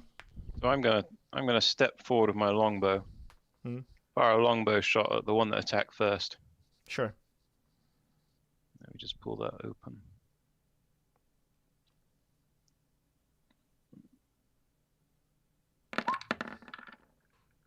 There you So go. it's 18. That's going to hit. And I believe it's going to 5 kill it. piercing damage. Yeah. Yep, it's going to kill it. So the snake is shot out of the sky. Your arrow skewers it and lands on the ground in the corner of the room. Edmund? I just get to. So yeah, I'm just gonna throw a dagger. I'm gonna draw a dagger and throw it at the one remaining snake. 13 What's to hit. your total to hit? I'm 13? missing it. 13. A 13 will hit. All right, so it's going to be 7. Oh, I'm sorry. It does not. What? not. Ugh, Yeah, Ooh. it does not hit. so good. Yeah, it zips around the dagger as it sticks into the wall behind it. We go to yeah. Do you have any bonus things to do? Yeah. I don't know if I can, because I don't know. We didn't have weapons like drawn when we walked in here. So if I draw a dagger and throw it, I can't draw another dagger and throw it, right? Right. Yeah, you can't. Mhm. Yeah. So then I'm good. Okay. We'll go to the tiefling. Scath is going to run to the other side of the room with you now that he realizes what's going on, and he's going to draw his long sword, and then he's going to defer to you all to go again because you have ranged attacks, and then he's going to we'll roll for initiative again. So I'm going to roll the d20, and the first person to roll okay, will I see how oppose me. this works. Mhm. Ooh, come on, beat it, CJ. No, someone else rolls. I'll do it. Don't you dare roll a 1. There it is. All right, party, you're up. So can I push fast everyone and fire another arrow? Yeah, go ahead, do it. All right. I think I'm the best place to kill these things. Hmm. Yeah, do it. Because he gets 2 1s. Gets a 1. Don't tempt the dice. Which That is 17. that is 7 going to be piercing, enough take to that. yeah. Snake So thing. the last one is pinned to the wall after it hits the snake. All right, so combat is over. Scath sheaths his sword and says, "The hell was that?" Snakes. Yeah, he goes, Beards Pretty for- eyes. Nerth is not going to be happy. These are his pets, and I don't know what they were freaked out or possessed or something, but I've never seen them like that. I don't even know how they got out of their cage. Are these like flying snakes, or are these like They're flying snakes, the actual Wings? creature flying snakes with wings. Yep. Mm-hmm. they are the actual flying snake creature Yep. with wings? Okay. Mhm. Yeah, I see. Your speaker keeps these as pets? Yeah, he's got a whole lot of them. He just has 3 here in his room, but he uses them as quick messengers to do his bidding. Have you ever seen it do this? And I show him my Mm. arm with the bite on it. He says, "No, I walk over to, and I put my hand on that bite mark. Wait, how many points of damage did you take? I lost my temporary hit points, so I only took 3 actual damage. All right. Well, I'm 7 out of 10. all right. I use 3 points of lay on hands on you. nice. You don't have the poison I kind of look condition, up so at you and I say, perhaps I misjudged you. Oh, thank you. Um, And I say, looking down. I'm going to go pull my arrows out of the snake while they're having Sure, this touching moment. I was also going to say, Andrew, in general, I would do the 50-50, whether an arrow gets Okay. shot or not, like we did in Tomb of Annihilation. Yep. So Evens, I get 50-50 to chance. Yeah, and you can roll it on here. Yep, perfect. keep them. I get to keep both of them. You Great. get to keep both. Yep. Mm-hmm. Okay. So he says, "Listen, I don't know what's going on. The town is in uproar about the drawings, the lottery. We're not the only town doing it, and it's in the towns that have started it. It's only improved with every sacrifice, less blizzards, and so he says, this is an important part of the towns here. And okay, listen, I'll level with you guys. You seem to be with it. we spoke. You're very with it. We spoke with the Lady Fraser. She spilled the beans a little bit about the bribe they paid you. Whoa. I didn't use the word bribe. Wait, our friend misspoke. What were you about to say? And I if was there gonna say were a that- bribe, how much would it be? We had an arrangement. Very simple. It's fine to have arrangements. Yes, it was an arrangement. He paid me 10 gold per month, and Mhm. when the drawings happened, I did them as fair as I could. Yeah, sure, of course. And are you sure that this gold was coming from his own funds and not the town's funds, as he was working as the accountant for Nerth? What funds he has is his to use. I do not care where the money comes from. So what were you about to tell us before we were talking about the arrangement? Well, it's interesting you say this. You're not the first people to come and see me about his dealings that we had. A man came here yesterday asking me about his dealings. I didn't get his name, just that he... Sorry, no, he said, I did get his name, but I'm pretty sure that wasn't it. But it doesn't matter. I thought he was coming to inquire about himself getting a bribe. A deal. A deal.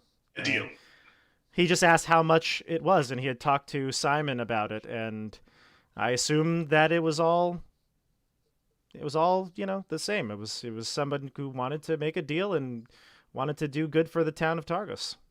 What was the alias that he gave you? He said his name went by Stephen, but again, that was all he said. He said he was a friend of Simon's. Surely you would recognize this man. Targos is not a large place. You are the head of the militia, a well-known I will man. say one thing that was interesting. He had the bluest, deep eyes, and he wasn't wearing a winter coat, it was a particularly cold day out yesterday. Got up to -50. A stranger. Yes, I feel like he has been here. I've seen him around, though. He's not native to Tent Towns, but I've seen him quite often. I can't place where I've seen him.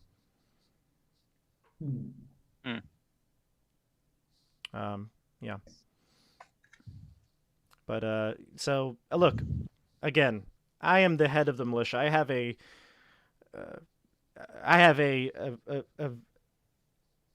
People look up to me, okay, and I cannot be one who is seen making, dark deals underneath the table here.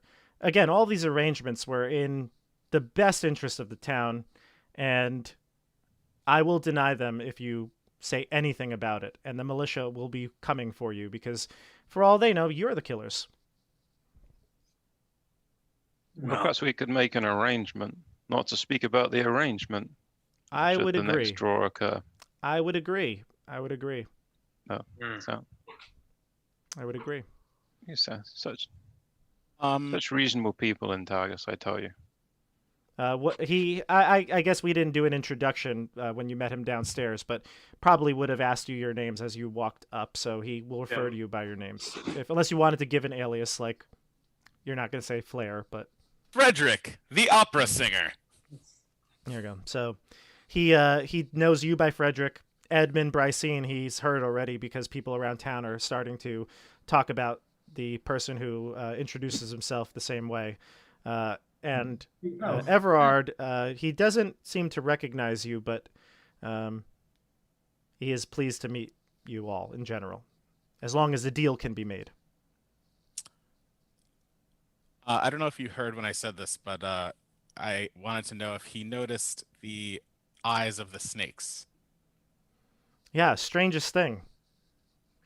They don't normally glow blue. Did that color look familiar to this man that named himself Stephen? Perhaps, now that you mention it. I mean, I just assumed that these were, I don't know, rabbit or whatever. These snakes must have caught some disease. COVID. Not COVID. So he says, now, if you'll excuse me, I have matters to attend to downstairs. Well, friends, now we've made this arrangement. The good news is we can stay in Targos as long as we like. Without having to die. Wonderful. Do you head back downstairs, or do you want to go somewhere else? Let's poke around the room a bit. He's kicking you out. This is the private quarters of the speaker of the. Perhaps it's best we leave. Yeah. So let's head back downstairs to the common room. There are people here, the people that stay at the inn. It's dark now. It is completely dark. So it's basically you can go out though. It's not like you can't go out. People have to live during this time where it's dark, but there are people downstairs. And after being down there for a while, and Scath ends up whatever he's got to do, he takes care of business and leaves.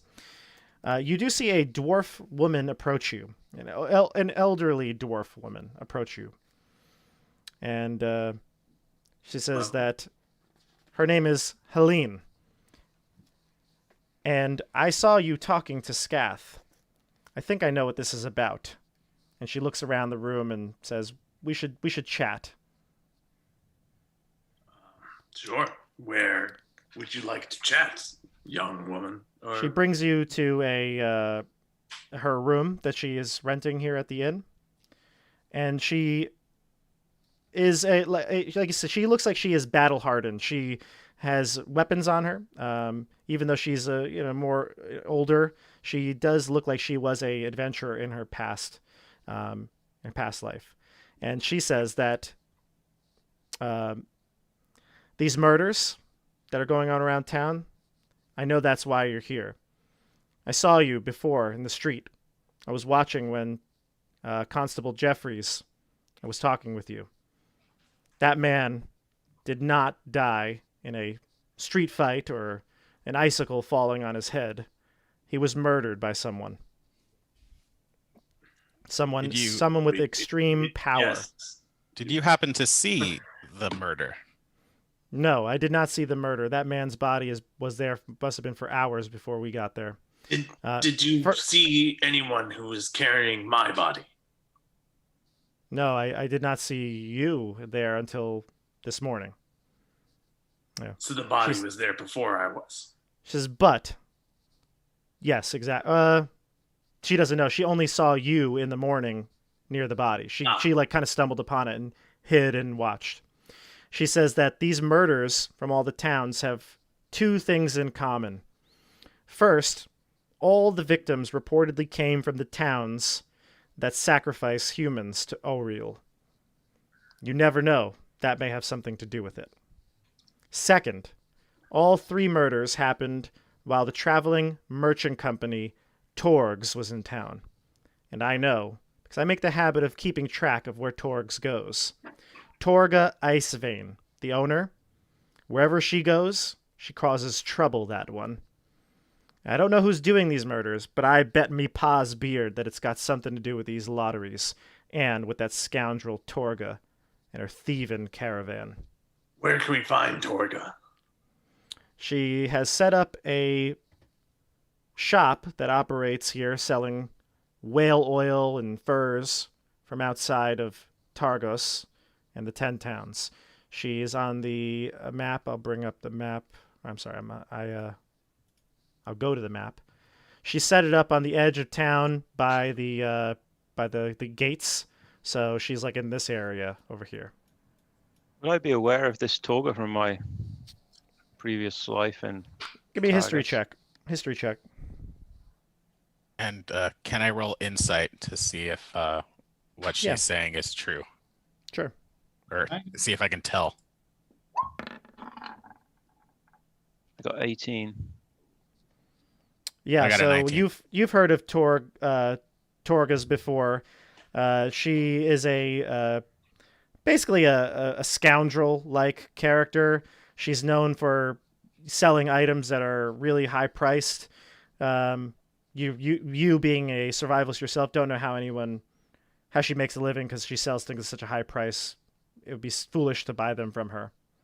So no one basically buys anything from her. Well, she does business somehow. So it's a cover. Sounds like a cover. You mentioned watching the body. Why did you not report it sooner? She said, I stumbled upon it just as you did. I saw the argument with the dragon man, and I wanted to watch and listen. My name is Rogal.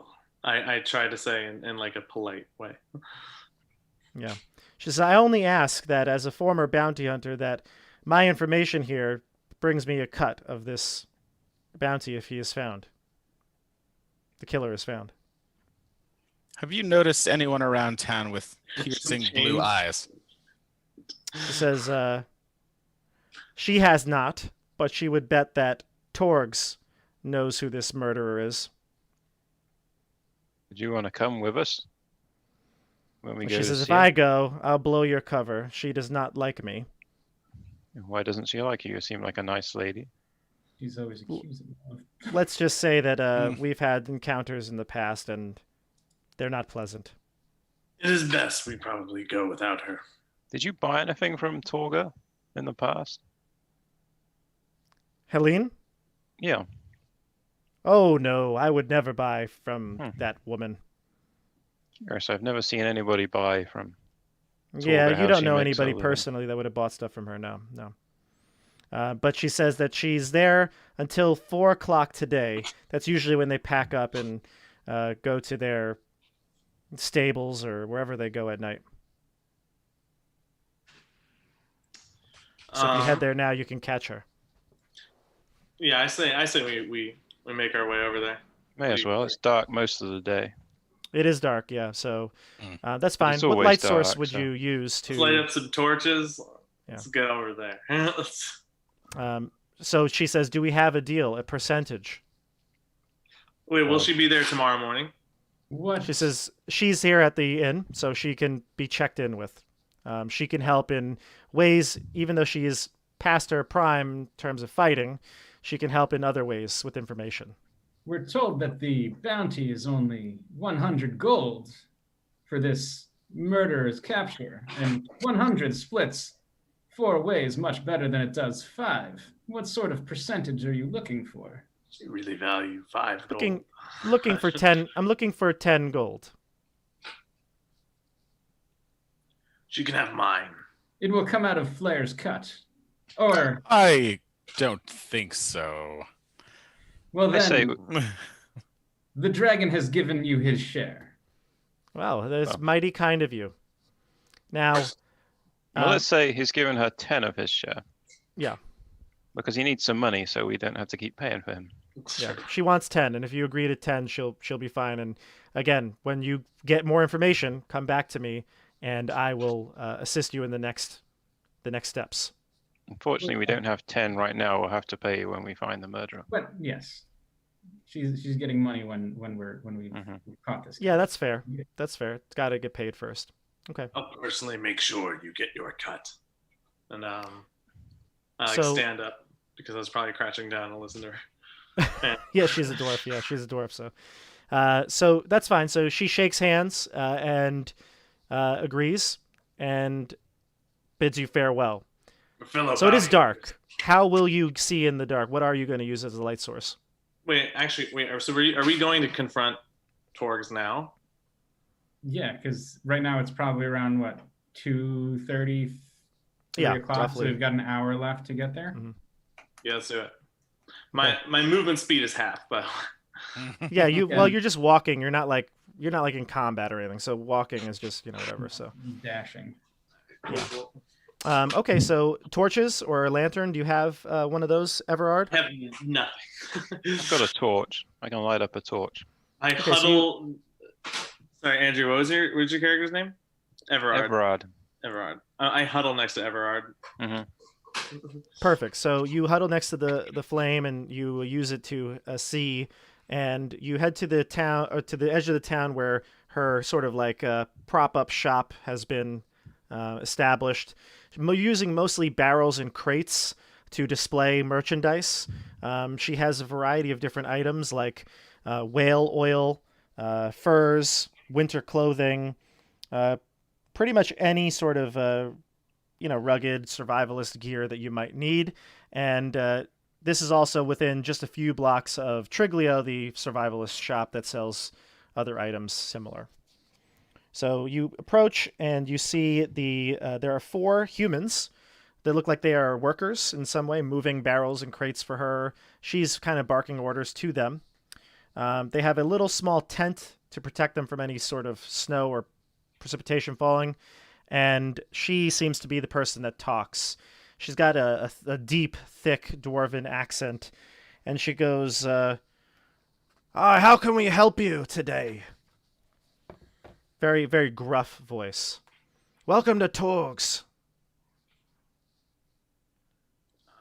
Greetings. Greetings. Hello. Interest Are in you- whale oil. Are you Torga Icewind by any chance? That I am, the one and only. I am Edmund Brycene, friend to elf and man and dragonborn. Mm. But not dwarves? Perhaps we can be friends after this. After We this come- purchase, yes, we could. Well, Come actually, seeking information more than goods, but perhaps we can exchange both. Go on. There have been some recent murders within the town, and we have been informed that perhaps these are not only occurring within where are we? Targos? Within Targos, that the other 10 towns have experienced similar events, and that they follow your caravan. Are you suggesting something? Merely asking if you have any information. he's not trying to sound suspicious. It's just his accent. I'm not accusing of anything. Excuse my friend's tone, but do you know anything about these murders? Just because we hear they're only happening in towns where there are sacrifices, and certainly the most recent death was a pretty well-off person. We wouldn't want another person who was well-off to be murdered next. Yeah, so the tone and the facial reactions she's had when you first walked up to this, salesman-like, jovial demeanor is very much stark contrast to what she's looking at you now. She basically looks like she's pissed off. She wants nothing to do with you, so she would definitely be, unfriendly towards you. She kind of whatever manners she had are gone, and she says, I won't be here and listening to this. I have a very legitimate establishment, and it's not our fault that people are dying here in the 10 towns. People are dying every day. This cold, and I'm here providing a service for them. Down. Can I make a persuasion check to just say Sure. wait, should I roll first or should I say it first? You say it first and then roll. Yeah, I just pretty much say listen, me and my friends are deeply sorry for any transgressions we may have had. We had no intent to offend you. We simply want answers. And so roll it, right? Yeah. Disadvantage because you're Take the tired. lowest. Yeah. Oof. Plus Still a 6. 9 though. It's actually not that bad. Yeah. She says, that you probably you kind of stumbled over your words, although she can tell that she now has maybe the upper hand in this conversation. So she's even more like aggressive and snarky and says, that's it. We're closing up shop. Boys, pack up everything. And you see one of the men starts to immediately drops what he's doing, starts picking up some crates. Another takes down a flag that they had kind of above the tent. The flag had the symbol of a wolf's paw in gold on a field of black, so he's rolling that down. Another man is carrying bottles of ale and wine. And then is there a desk? No desk, but another man comes from behind a curtain in the tent. And this man is a little bit familiar to you, Joey. The first thing you notice is the extremely blue, piercing eyes. This man, unlike the others, is not wearing a fur coat. In fact, he's wearing a very stylish, southern-looking coat and vest. And he has slicked back black hair, strong facial structure.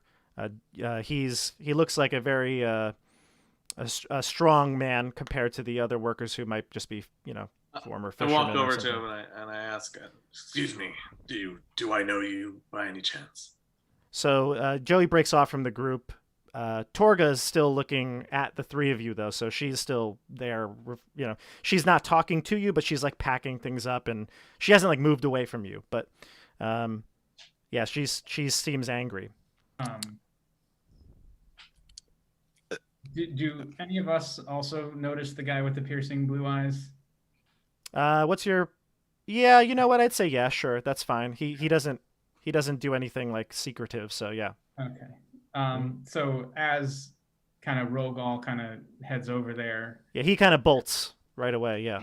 Yeah, I'm gonna shout, Steven! Wait! We have questions for you! Give me a deception check, CJ.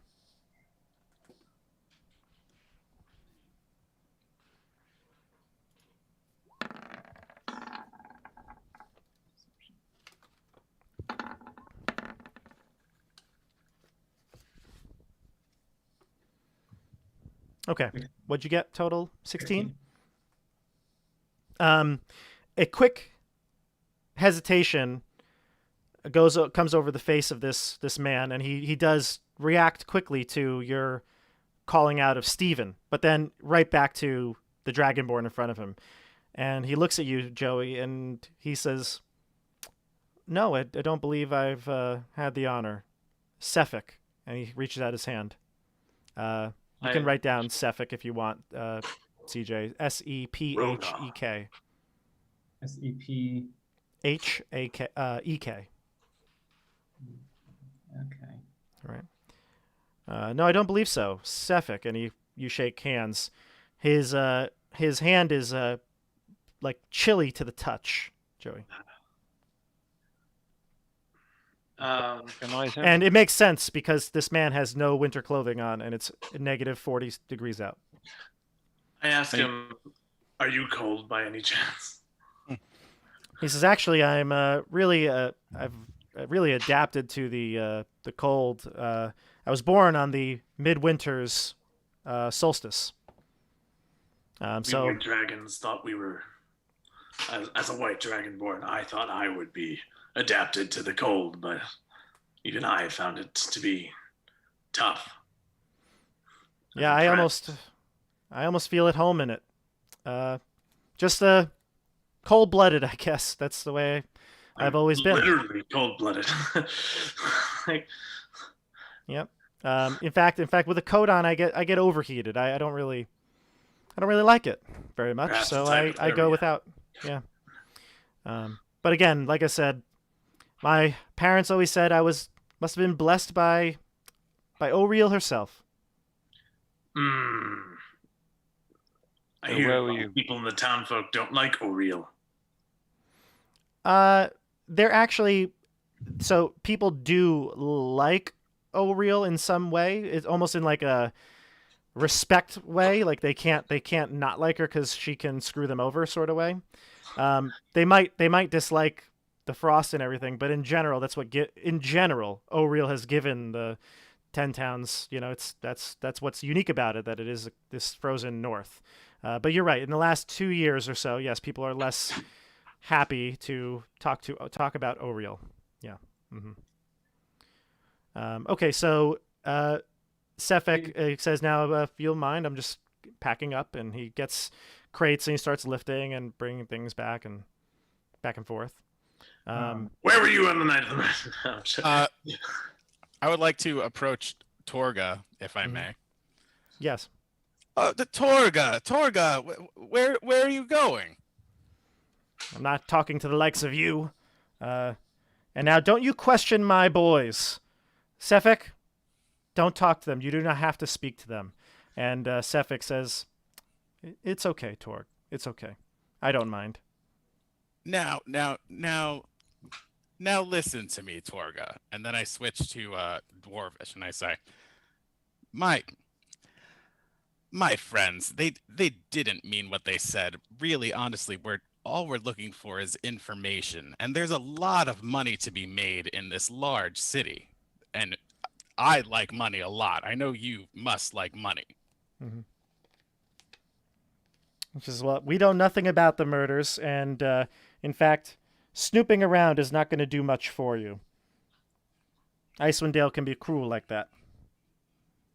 Can you tell me anything about that man? He just has the most piercing blue eyes. I've never seen anything like it before. Yeah, so Sefik is a well-built man in his 30s. He has olive complexion, dark hair pulled back into a ponytail, no facial hair. He's dressed in a stylish vest and matching pants and boots similar to those worn by people on the southern Sword Coast. No armor, no cold weather clothing. And again, the most striking feature is his eyes, which again are shining bright blue. The Targos says that Sefik is a loyal worker and does not have to answer any of your questions. Now, leave. Just one. Perhaps you can answer a question for us. How long has Sefik been working for you? Sefik has been working for me. Oh, sorry. She's not going to answer that. She says, I don't have to tell you anything. Yeah. And just as she kind of says that last snarky, cold remark, snow starts to fall. Pretty heavily, actually. Almost within a few minutes, the visibility is very low, about 30 feet ahead of you. So they're packing up with vigor. And she says, if you don't want to be frozen to death out here, I suggest you get on your way.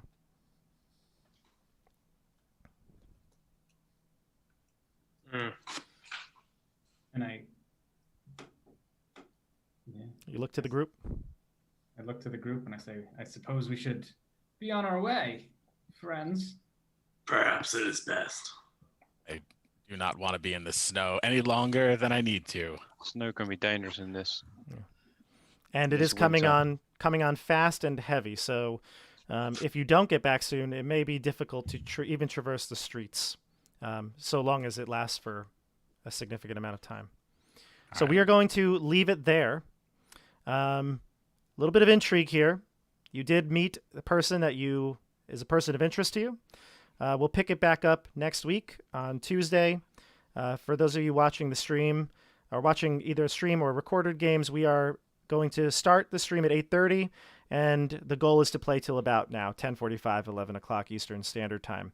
So if you're joining us live, great, welcome. And if not, you can catch these videos recorded on my YouTube channel, Tabletop Bob. All right, everybody. Say goodnight. Good night. Yeah. All All right. Yes. Take it easy.